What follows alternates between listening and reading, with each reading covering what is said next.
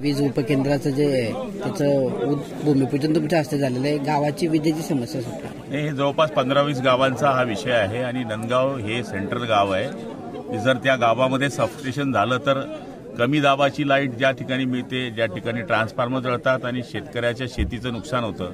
आणि खरं म्हणायला गेलं तर आमचा हा हिरवागार भाग आहे, पण इथं लाईट वेळेवर मिळत नाही, त्यामुळे शेतकरी कायम चिंतामध्ये असतात. त्यामुळे इथं सबस्टेशन व्हावं याच्याकरता जनतेची मागणी होती. जिल्ह्याचा पालकमंत्री या नात्याने, या मतदारसंघाचा प्रतिनिधी या नात्याने मी डीपीडीसीमधून इथे जवळपास 3 करोडच्या वरती पैसे टाकलेले आहे आणि येत्या वर्षभरामध्ये यांचा लाईनीचा प्रश्न सोडवण्याकरता आज सबस्टेशनचं भूमिपूजन केलं आहे. मला खात्री आहे माझ्या भागामध्ये कोरडाऊ आहे, पण या भागामध्ये बागायत आहे आणि अशाच पद्धतीचं आणखी एक सबस्टेशन मी पुढे पडसोदला सुचवलेलं आहे. आणखी जर ते पडसोदचं सबस्टेशन झालं तर या परिसरामध्ये ईदगाव भाग आणि कानडदा ते भोकर ह्या परिसराच्या बेल्टमध्ये हा आमचा केळी बेल्ट आहे. यांना जर मला वाचवायचं असेल तर मला सबस्टेशनच उभे करावे लागतील आणि माझ्या शेतकऱ्याला वाचवण्याकरताचं हे काम मी या ठिकाणी सुरू केलेलं आहे. हो, आपल्या माध्यमातून बऱ्याच ठिकाणी विकास कामं केली जात आहेत.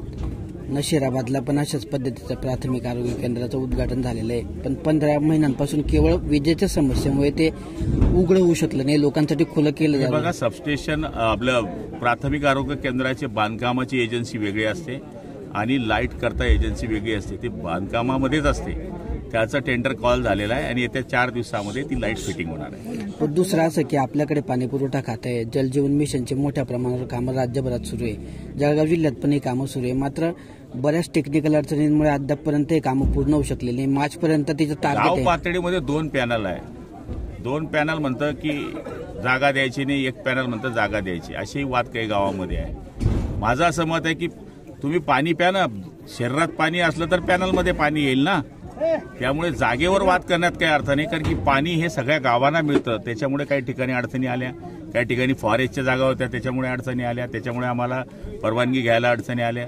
काही ठिकाणी ग्रामपंचायतीच्या ठिकाणी पाणी आणायचं असेल तर नदीवरून जिथून आम्हाला पाणी आणायचं तिथे जागा मिळाल्या नाही म्हणून अडचणी आल्या. त्यामुळे काही ठिकाणी अडचणी आलेल्या आहेत. त्यामुळे काही ठिकाणी कामं स्लो आहेत, पण तरी 80% योजना आमच्या जोरात सुरू आहेत. आज शरद पवार गटाला तुतारी चिन्ह मिळालेलं आहे. शरद पवारांनी असं म्हटलंय की ही जी तुतारी आहे ती सज्ज झालेली आहे महाराष्ट्राचा आणि दिल्लीचा तख्ता हादरून सोडण्यासाठी. साहजिक आहे, तुतारी आहे, ती कोणाकरता वाजेल मला माहीत नाहीये. त्यांनी तुतारी वाजावी, आम्ही धनुष्यबाण काढलेला आहे.